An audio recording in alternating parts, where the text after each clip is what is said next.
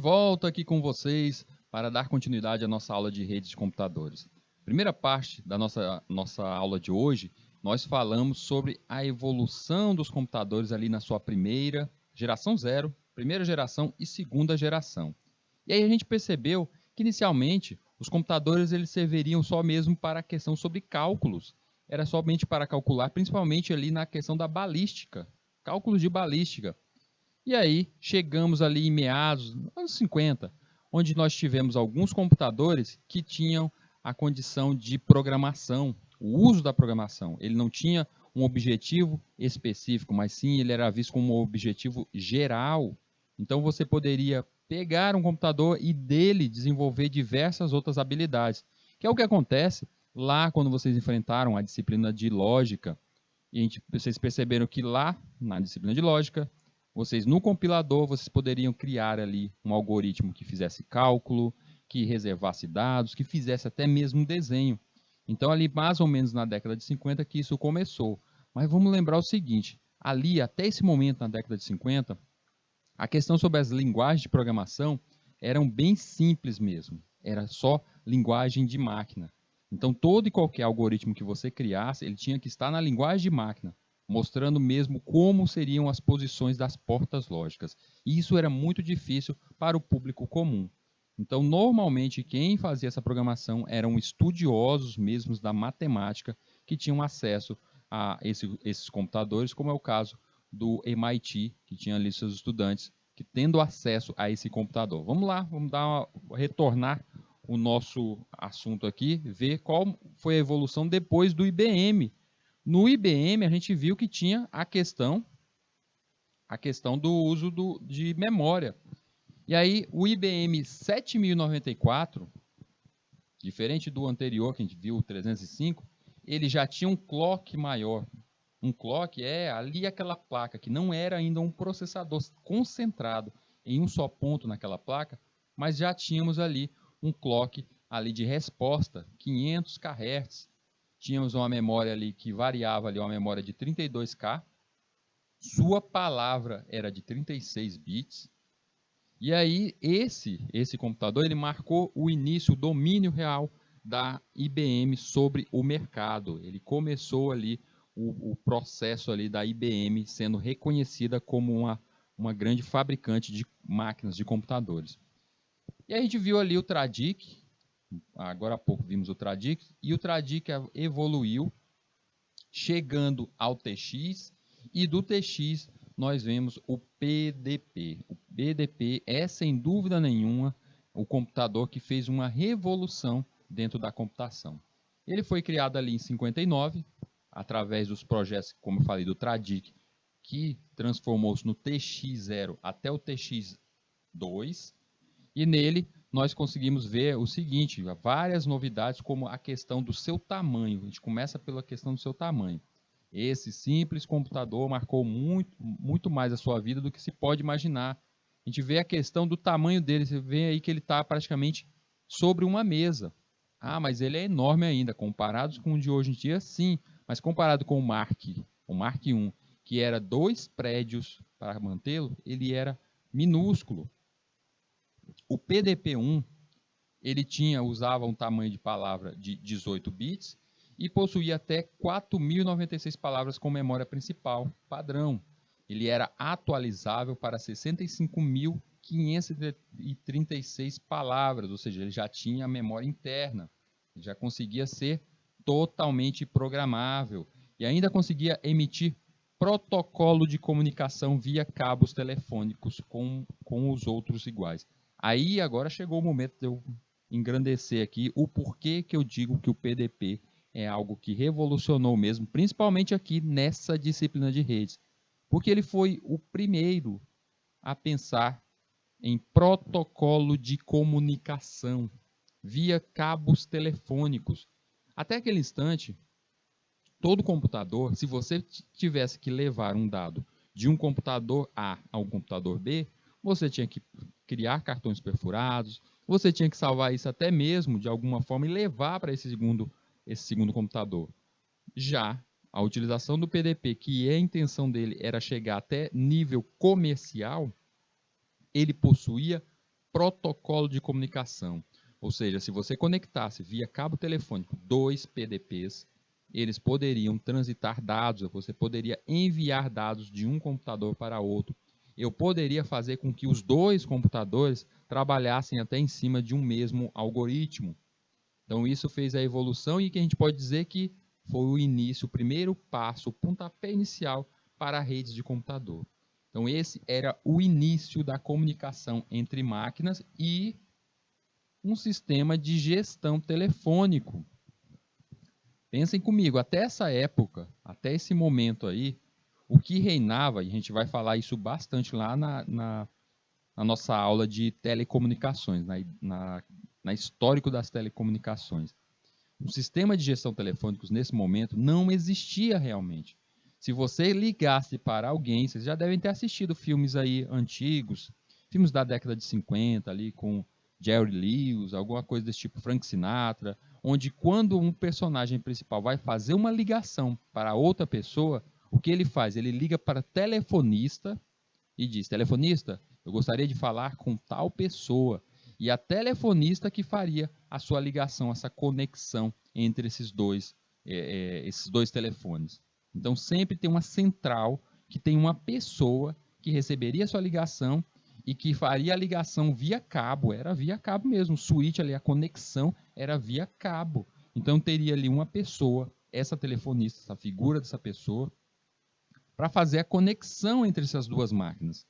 E aqui, no caso do PDP-1, com o protocolo de comunicação via cabos, ele foi o início do fim da profissão dessa telefonista, desse central, porque ele conseguia fazer essa comunicação direta. Ele poderia ser o concentrador que mandaria diretamente para outra máquina, outro telefone, essa comunicação. Então aqui era o início de quando você vai ligar para alguém, você vai ligar para uma pessoa, não importa, você está usando o que for, celular, está usando telefone fixo, quando você liga para alguém e já cai direto no telefone daquela pessoa, saiba que você passou por uma central telefônica. Tem uma central onde tem um computador que reenviou, encaminhou, roteou o caminho para chegar a essa segunda pessoa, chegar na máquina dessa pessoa, localizar onde está aquela pessoa. E isso é a gestão telefônica. E começou aí com o PDP. E esse protocolo de comunicação eram as regras naturais de comunicação entre essas duas máquinas. Uma outra curiosidade que a gente pode dizer sobre o PDP é que ele poderia ser equipado, olha só, equipado com impressoras. Tudo bem que essa impressora aí era uma impressora muito próxima àquelas máquinas de datilografia, mas ele conseguia se conectar a uma impressora, seja em modo offline, ou seja, você conectava direto a ele, e você poderia conectar direto a uma máquina e um segundo PDP se conectar ao primeiro PDP e fazer a impressão. Então é o início do compartilhamento de rede. Podemos dizer que esse foi o início da primeira rede do tipo LAN, como vimos na aula passada. A gente falou dos tipos de RAM, as terminologias, as topologias de redes, as terminologias da arquitetura de redes. Então a gente viu que uma rede pequena, uma rede LAN, ela pode se comunicar às máquinas internas aí. Então podemos dizer que o PDP, justamente com a questão da impressão, ele começou esse início em uma rede do tipo LAN. Mas uma curiosidade é que estudantes do MIT também usaram o PDP para tocar música em harmônica de 4 partes, usando algum hardware especial. 4 flip-flops controlados diretamente pelo processador. O sinal de áudio é filtrado com filtros RC simples, ou seja, conseguiram colocar caixas de som neste computador e que ele emitisse uma música, ele conseguiu tocar uma música. Então foi o primeiro computador a fazer para esse uso, para esse intuito. Até agora, a gente só falou de computadores que conseguiam fazer cálculos, até mesmo para balística, cálculos matemáticos. E esse aqui foi utilizado para a arte. Mais uma curiosidade do PDP-1 é que ele também foi usado nas horas vagas, porque ele era destinado ali, era do MIT, era dessa universidade, então os estudantes tinham acesso a ele. Os estudantes de matemática tinham acesso a ele. E aí, o que foi feito neste computador foi criado ali um software, e esse software era justamente um jogo conhecido como Space War. Algo muito próximo, talvez vocês já tenham visto, como aquele jogo Asteroids. Bem simples, vocês estão vendo aí na tela aí, muito até meio difícil de entendê-lo, essa questão aí da nave é só um triângulo, os círculos são os asteroides, então ele era desse modo aí, mas você conseguia fazer a movimentação desses objetos em tela. E aí o que tem disso de importância? Foi o primeiro software criado ali dentro de um computador. O primeiro computador que criou, produziu algum jogo. CDC 6600, ali em 64, ainda na segunda geração, com os transistores. A empresa Control Data Corporation, o CDC, lançou o 6600, uma máquina que era uma ordem de magnitude mais rápida do que o 7094 da IBM. O segredo da velocidade dessa máquina estava no seu processamento paralelo. O CDC era uma máquina que estava há décadas à sua frente do tempo, servindo de base para muitos dos projetos de computadores modernos. O que tinha de importante nesse computador aí que conseguia ser mais rápido até do que o melhor computador na época da IBM? Porque ele utilizava dentro de si mais do que um só processamento, mais do que só um núcleo, mais do que só um processador. Com isso, ele iniciou o conceito de um computador conseguir trabalhar de forma de processamento paralelo, ou seja, quando você hoje em dia pega o seu celular e diz assim, o meu celular ele é quad-core, tem 4 núcleos, pode dar graças ao CDC, que iniciou essa condição aí de estudo sobre núcleos, estudo sobre vários processadores em um só computador, em uma só máquina. Terceira geração chega com um circuito integrado. Os engenheiros da Texas Instruments desenvolveram um CI, um circuito integrado, também conhecido como pastilhas e chips. Esses chips incorporavam numa única peça de dimensões reduzidas várias dezenas de transistores, já interligados, formando circuitos, ou seja, eu tinha na condição de ter vários transistores, mas eles em conjunto, trabalhando de forma conjunta, todos em uma placa. Então, quando você fizesse uma substituição no seu computador, na criação, você não precisava ir substituindo ali transistor e a transistor, mas você substituiu uma placa inteira. A gente pode dizer que esse foi o início do que podemos dizer os processadores que temos hoje em dia. O uso dos processadores, o modo, a arquitetura de processadores que temos hoje em dia, partiu justamente a partir da terceira geração. Circuito integrado, ou simplesmente CI, é um circuito eletrônico que incorpora miniaturas de diversos componentes, principalmente transistores, diodos, resistores e capacitores, gravados em uma pequena lâmina, o chamado chip de silício. O chip é montado e selado em um bloco de plástico ou cerâmica, com terminais que são conectados aos seus componentes por pequenos fios condutores. A gente pode recordar aí que dentro da nossa placa-mãe, um dos nossos chips mais valiosos que a gente tem, direto na placa-mãe, é o nosso chip da BIOS. Vocês lembram lá na disciplina de arquitetura? Eu falei bastante dela para vocês. O chip da BIOS, que ele tem ali internamente já um espaço de memória, uma memória com um algoritmo, um programa já gravado para iniciar o computador. Então a gente pode dizer que a terceira geração teve parte nessa evolução aí dos computadores. Em 64, a IBM lança o IBM System 360. O projeto é considerado por muitos como sendo um dos mais bem-sucedidos da história dos computadores. Por quê? Pela questão do design, o desenho dessa máquina. Vocês percebem que todos os computadores que eu mostrei até agora, eles assim têm o seu formato estranho, bem distante dos computadores que temos hoje em dia. E esse design do IBM 360, ele se remete muito ao que temos hoje em dia. Se a gente só olhasse essa imagem aí e tentasse chutar qual seria a data desse computador, muitas pessoas chutariam ali dos anos 80 adiante, porque ele foi o grande influenciador no design das máquinas futuras. Lembrar também que em 64 tivemos o invento do mouse.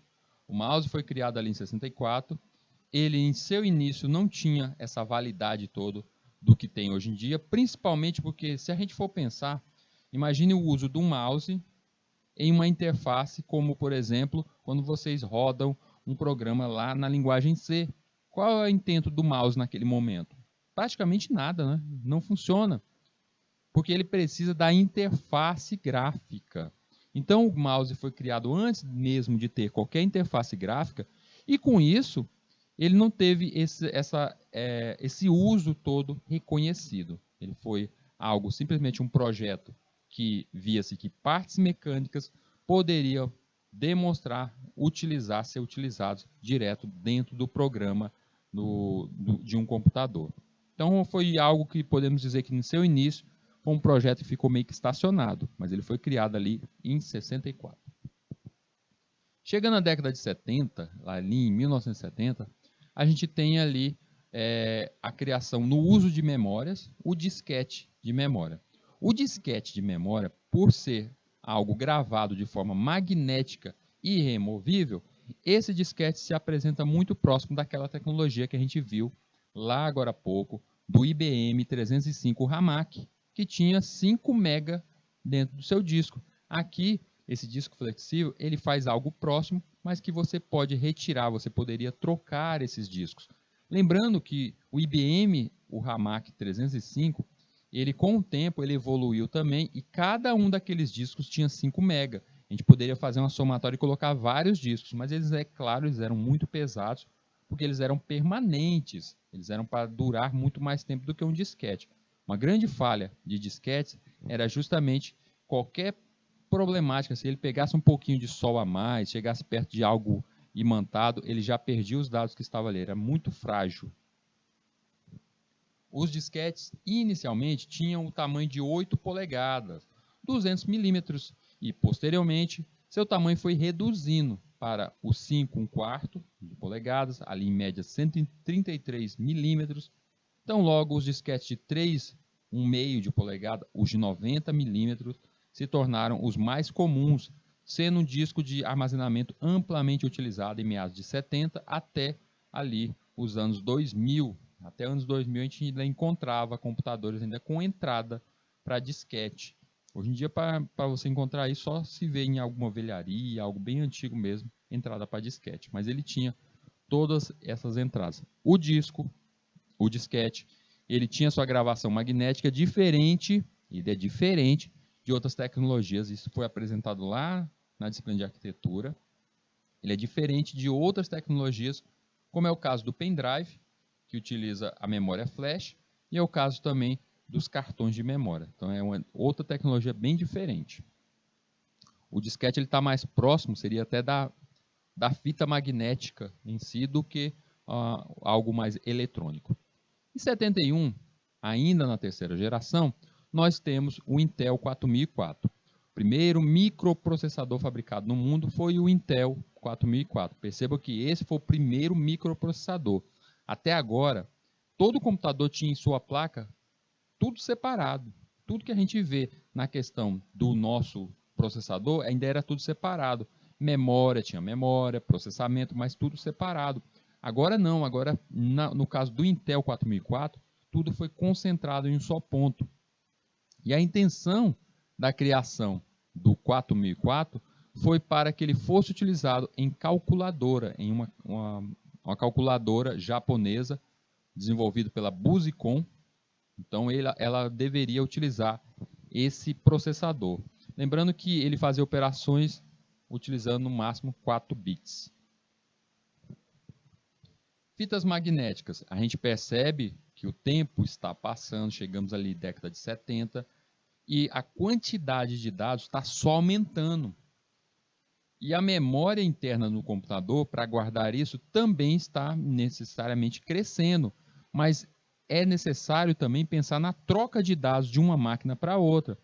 E aí As fitas magnéticas, elas serviam principalmente hoje em dia para backup, mas elas serviram muito para guardar essa quantidade de dados processados. Então, processamento aumentando, era necessário o uso de alguma técnica de gravação de dados. Temos, então, o maior uso das fitas magnéticas em computadores. Mas, lembrando que aqui é década de 70, quando os computadores começaram a realmente utilizar essas fitas magnéticas, mas as fitas magnéticas não foram criadas aí. Fitas magnéticas é bem anterior esse projeto. A primeira aplicação da fita magnética foi o registro de áudio, razão pela qual ela foi inventada por Fritz Pflaumer em 1928, na Alemanha. Ela descende de uma gravação em cabos magnéticos criado por Waldemar Poulsen ali em 1898. Então a gente percebe que ela já tinha praticamente 80 anos aí tranquilo, já de invenção já, né? Então nesse caso aí já se existia as fitas há muito mais tempo. Inclusive, se a gente for perceber na história do cinema, os primeiros filmes gravados através de fita magnética, no cinema era utilizado fitas magnéticas, o cinema assim, começa ali em 1908, mais ou menos no início do século. Então já era utilizado sim as fitas magnéticas. MITS 816. Chegamos em 1972 e esse computador MITS ele foi o primeiro microcomputador disponível para uso pessoal. Então podemos dizer que o primeiro computador vendido para as pessoas comuns, como nós, não para empresas. Percebam que a gente começou dizendo que os computadores eles eram feitos em universidades e o exército, ou seja, na defesa daquele país. Depois chegamos até as indústrias, as empresas, e agora o MITS ele é o primeiro microcomputador disponível para uso pessoal. Só que o MITS ele tem assim uma coisa diferente. A gente percebe o seguinte: ele tem dispositivo de entrada? Tem dispositivo de entrada. Ele tem dispositivo de saída? Ele tem ali os periféricos de entrada e saída? Tem também. Ele conseguia fazer um processamento interno? Sim. Então ele é um computador, mas bem próximo de uma calculadora. E por esse motivo, o dispositivo apareceu na edição de setembro de 1969 da revista Model Rocketeer. Outros kits para o mercado de robistas em modelagem de foguetes seguiram-se. Os pacotes de componentes eletrônicos eram vendidos como kits para montagem pelos robistas, o que levou à produção de outros kits. Então, no caso, o MITS 816 foi vendido junto com essa revista em partes para que você pudesse montar. A gente vê muito acontecer isso. Você vai numa banca de revista e tem ali algo como um robozinho, ele vai sendo entregue pedaço por pedaço, um aviãozinho de brinquedo, ele vai sendo parte a parte, você vai comprando cada edição e vai montando isso. E o MITS ele foi entregue desse mesmo modo também através de revista. Alto, ou Xerox PARC, o Palo Alto Research Center, ali em 1973. Primeiro microcomputador pessoal completo, totalmente funcional, incluindo monitor. Então, o Alto, criado pela Xerox, ele trouxe em si essa questão de trazer algo como teclado, algo como mouse. Então, a Xerox ela trouxe de volta o projeto do mouse, e aí nesse projeto ela incluiu junto a esse computador que ela estava lançando, o Alto. Quero dizer que o Alto ele ainda vai ser falado mais aqui na nossa aula de hoje, porque ele gerou aqui, através dessa interface, dessa cara que ele tem, desse design que ele tem, isso influenciou muito as gerações futuras dos computadores. Quero lembrar que até agora, esses novos computadores aí, eles não têm ainda comunicação, eles não têm protocolo de comunicação desenvolvido. O Xerox Alto foi um microcomputador, computador pessoal, pioneiro, desenvolvido no setor da pesquisa da Xerox PARC, da empresa Xerox Corporation, ali em 73. Foi o primeiro a utilizar a metáfora, olha só, mesa de trabalho, que hoje em dia a gente fala desktop, que significa mesa de trabalho. Então, toda vez que você falar, eu tenho um computador do tipo desktop ou mesa de trabalho, ele foi batizado como aquele computador que a gente coloca em cima da nossa mesa, em nossa casa, no escritório, ele foi batizado desse jeito por causa deste computador aí, o Alto. E aí, além disso, ele tinha também uma interface gráfica quanto ao usuário. Por isso, é a motivação dele ter um mouse, porque o mouse ele tem a grande influência se a gente utilizar algo gráfico. E também tinha conexão à impressora. Em 75, a gente tem o Altair 8800, primeiro microcomputador pessoal produzido industrialmente para venda em massa. Então ele começou, o Alto também foi vendido, mas o Altair ele foi produzido diversas unidades, foram vendidas muitas unidades, e está ao público geral para utilização, principalmente para estudantes e universidades. Ele teve uma venda em massa. A revista Popular Electronics anunciou o Altair 8800 baseado no Intel 8080, sendo um sucesso de vendas. Por que ele teve esse sucesso todo? Porque a linguagem do Altair era o BASIC, uma linguagem criada nada mais, nada menos do que por Bill Gates e Paul Allen, dois estudantes ali da matemática que vinham trazendo ali justamente essa nova, seguindo essa nova linha da matemática, que era algo que se desenvolveria e se tornaria a computação do jeito que vemos hoje. E aí eles criaram uma linguagem direta para a criação de algoritmos, que é a BASIC, sendo utilizado pela primeira vez o termo computador pessoal. Agora eu quero que vocês percebam o seguinte.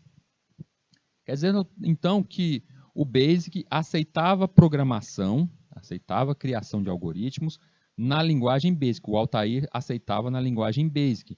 A linguagem BASIC foi criada pelo Bill Gates, que chamou esse computador de computador pessoal. Computador pessoal ou personal computer, PC. Então, quando você chama PC, meu computador, esse computador é um PC. Quando você chama um computador de PC, você está dizendo que ele é um computador pessoal. E esse jargão, esse termo utilizado, foi criado ali por Bill Gates para o Altair 8800. Por esse motivo, a gente vai ver ainda daqui a pouco, aí, quando eu estiver falando um pouco sobre a Apple, que o Steve Jobs tentou a sua vida toda afastar o nome PC dos seus computadores. Quando se mostrava qualquer computador da Apple, ele dizia: meu computador não é um PC, meu computador é uma obra de arte. Esse era o jargão, essa era a frase que ele sempre levantava para os computadores da Apple, porque ele queria se distanciar não somente da questão do computador pessoal, não somente porque o computador tem que ser uma obra de arte, mas ele queria se distanciar justamente do criador ali, o Bill Gates. E aí, se ele queria distanciar, vamos saber um pouquinho mais sobre essa treta aí, vamos saber um pouquinho mais dessa confusão. Por que esses dois não se gostavam? Vamos falar um pouco da Microsoft. A Microsoft foi fundada ali em 75 por Bill Gates e o Paul Allen.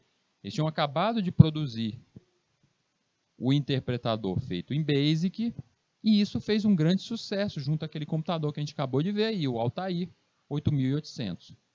Em 76, ele vendo, opa, isso aí dá dinheiro, ó, posso viver disso. Ele, junto com o Paul Allen, lançou a Microsoft Fortran, uma nova linguagem que ele seria uma evolução do BASIC, o Fortran, que era uma linguagem direta para a máquina, uma linguagem de máquina. E com isso, ele criou ali o início, deu o pontapé inicial para a Microsoft. Microsoft, se vocês perceberem, ela fica nessa disputa, a gente sempre vê Microsoft disputa contra a Apple, mas a Apple ela tem em si a construção de hardware. Ela constrói, ela lança computadores. Agora, você compra um computador da Microsoft? Não, você compra o sistema operacional. Você compra softwares, programas. Então, a Microsoft ela sempre foi uma empresa voltada para software, para desenvolvimento desde o seu cerne, desde o seu início. Então, vendo isso, os dois amigos aí, o Bill Gates e o Paul Allen, se reuniram e fundaram em 1982 a Microsoft. Começa a desenvolver aplicações para Macintosh da Apple, ou seja, ele chegou até o Jobs e começou a produzir a interface, começou a produzir a parte gráfica dos computadores da Apple. E ele lança ali o Microsoft COBOL e a planilha eletrônica Multiplan junto ao DOS. No ano seguinte, ele anuncia o Microsoft Word que a gente conhece até hoje em dia, um editor de texto, e o Microsoft Windows. Espera aí, ele lançou o Windows? Esse Windows aí não é o sistema operacional? Calma. Em 1982, quando Bill Gates lançou o Microsoft Windows, ele não disse de cara que o Windows era um sistema operacional. Até aquele instante, ele estava trabalhando junto à Apple e ele demonstrava que isso era parte de um projeto chamado Janelas, que era uma parte da gráfica, uma parte gráfico do sistema operacional da Apple.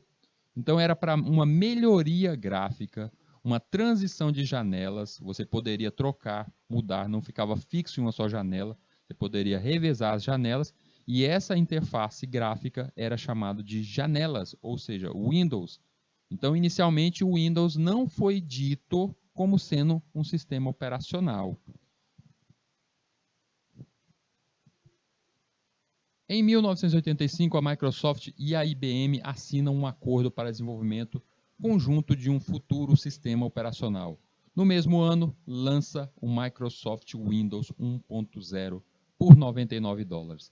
Aí você começa a entender aquele ódio que o Jobs tinha pelo o Bill Gates. Por quê? Eles trabalhavam junto. Olha só, 82 eles estavam trabalhando juntos, os dois estavam juntos na produção até mesmo da interface gráfica, o chamado Windows, para a Apple. E aí passa um tempinho, o que acontece?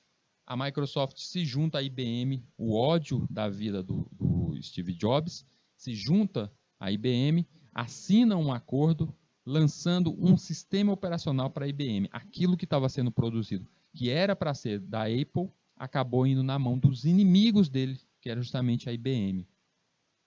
Em 1987, a Microsoft compra o programa de apresentações PowerPoint, isso veio de outra empresa, e lança a sua planilha eletrônica, a Excel, que a gente vê que ele já tinha feito uma planilha eletrônica para a Apple, que era a Multiplan. Ou seja, ele pegou o projeto que já existia e lançou o Excel.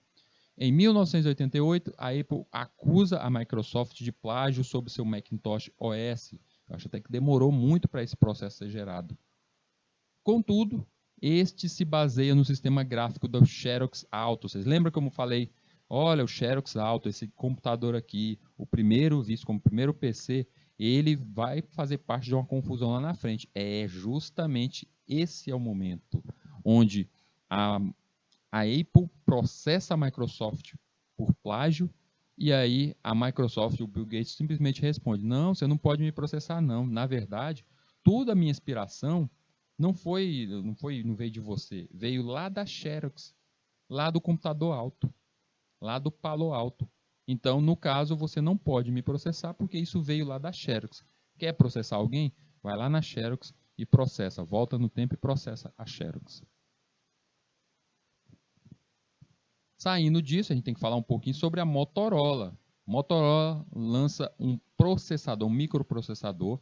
Então foi a evolução de processadores e esse microprocessador da Motorola, ele foi algo tão revolucionário que ele foi utilizado justamente dentro dos computadores da Apple, a Motorola trabalhando com a Apple.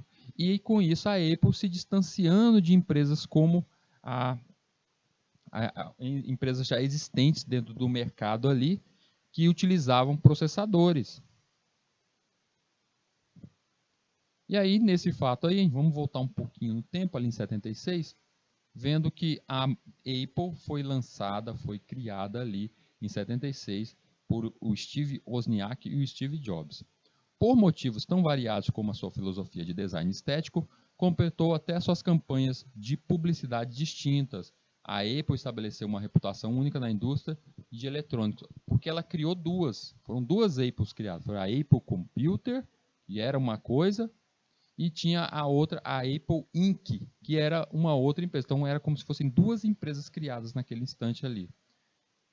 A intenção dele era ganhar uma maior fatia no mercado. E aí foi a partir daí que ele começou a procurar projetos e começar a trabalhar até com outros grandes desenvolvedores. Em 76, o Wozniak, ele projetou e criou o Apple I, vocês estão vendo aí a telinha dele, parece mais uma máquina de datilografia. Ele utilizava o processador da Motorola se afastando inteiramente de outros, no caso o Intel, principalmente pela questão do valor, o custo. E com isso, o Jobs formou com ele essa empresa, a Apple, para a venda desse produto. Tempos depois, foi lançado em 78 o Lisa. O Lisa foi justamente o início do trabalho do Steve Jobs junto ao Bill Gates, tentando trazer ali a Microsoft uma interface gráfica para os computadores da Apple. Então, o Lisa foi um computador pessoal, um PC, mas o Steve Jobs não gosta que chame ele de PC, revolucionário, lançado pela Apple Computer em 1983. Ele chegou mesmo, foi iniciado em 78, mas seu lançamento final foi ali em 83. Foi o primeiro PC a ter um mouse e uma interface gráfica na Apple. Essa interface foi inspirada nas estações de trabalho da Xerox, aquele Palo que eu falei agora há pouco, mostrei para vocês, da Xerox. A ideia por trás do Lisa era tornar os computadores mais fáceis de usar, aumentando assim a produtividade, a sua produtividade. O projeto Lisa começou em 78, teve seu início, a gente viu que foi lançado ali em meados de 82, 83, e aonde ele iniciou nesse projeto a sua junção até mesmo com a Microsoft, trabalhando, Bill Gates trabalhando para ele. Além disso, ele começou o projeto ali do Macintosh, que seria o substituto do Lisa. Vendo isso, a gente tem que passar para a próxima geração, porque a gente já tem os processadores já formados, então a gente tem que criar ver a evolução desses processadores que se transformaram em placas de circuitos eletrônicos.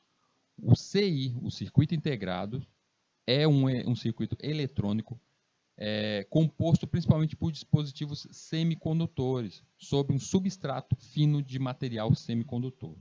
E uma placa CLVI é uma tecnologia que agrega até 100 mil transistores, e isso é o que chamamos de nanotecnologia. Então podemos dizer que a quarta geração não é simplesmente uma placa a mais de junção de transistores, não é algo a mais que só levou ao caso de processadores ficarem menores, mas é o início da nanotecnologia.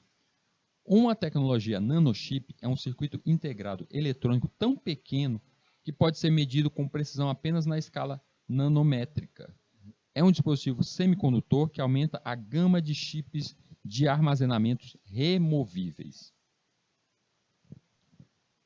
Então, o VLCI, vocês percebem que os circuitos deles são mínimos, está aí em tela. Então, eles são interligados, esses vários transistores e esses chips são interligados. A produção dele é necessário ter um cuidado maior.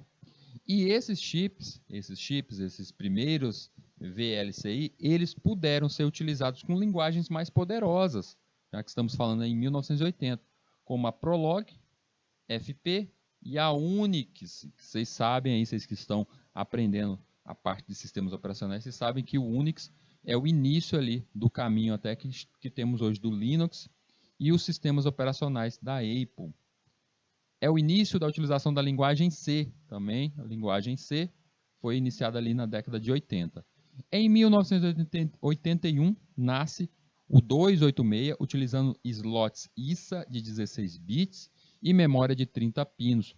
Os slots ISA foi falado por nós aqui, lá na disciplina de arquitetura, e esse processador 286 fez um grande sucesso. Mas, em 1980, cravado ali, a IBM deu o seu grande mata-leão ali no mercado dos computadores. A IBM introduziu o seu PC, o Personal Computer, ou seja, até esse momento ela estava lançando computadores que era voltado muito para empresas, mas ela percebendo que a Apple estava lançando ali computadores na sua disputa, a Xerox estava lançando ali computadores pessoais, então ela quis entrar também nessa daí e ganhar uma fatia nesse mercado. Seguindo a tendência crescente do mercado de computador pessoal, o primeiro PC tinha clock de 4.77 MHz, microprocessador Intel, utilizou os Intels 8088 e usava um sistema operacional MS-DOS, ou seja, o início do nosso Windows. 80, ela não tinha feito, eu não falei agora há pouco, ela fez o trato com a Microsoft para pegar aquele projeto que estava nas mãos da Apple. Então ele veio inicialmente aqui com o IBM PC. Não veio com o nome Windows, veio como MS-DOS da Microsoft, que era o início disso. Ele não poderia, a Microsoft ainda estava ligada ali, conectada à Apple. 81 a gente tem o Osborne 1, criado por Ardan Osborne. Esse computador pesava 11 kg e ele era visto como um computador portátil, um notebook. Custava em média $1.795. Tinha um display de 5 polegadas, algo do tamanho da tela do seu celular aí, vocês devem ter. 64 KB de memória, possuía modem aí, conexão via telefone e 2 drives de disquete de 5, 1/4. Então ele estava preparado até para fazer conexão entre outros computadores. Mas o problema é que ele estava pronto para fazer conexão só se fosse com o outro Osborne 1. Do mesmo jeito que todos os computadores que a gente falou até agora, todos eles contêm protocolos de rede, protocolo de comunicação. Mas eram protocolos únicos, somente deles. E com isso eles conseguiam se comunicar somente com computadores pares, computadores iguais a ele. Então nesse momento aí não foi criado ainda, não tinha sido criado nenhum computador que tinha essa condição de conversar com computadores de marcas diferentes. Compaq Clone PC ali em 81. A Compaq, uma outra empresa, percebeu que o PC da IBM fez tanto sucesso, eles pegaram, fizeram uma engenharia reversa, que hoje em dia chamaríamos isso de pirataria, copiaram inteiramente o computador e refizeram isso lançando o Compaq PC. Esse computador fez tanto sucesso que vendeu 111 milhões de dólares só no primeiro ano de venda. Então foi uma pirataria que deu certo nessa época. Pessoal, chegou o momento de nós irmos ao nosso intervalo, 3 minutinhos e a gente já retorna.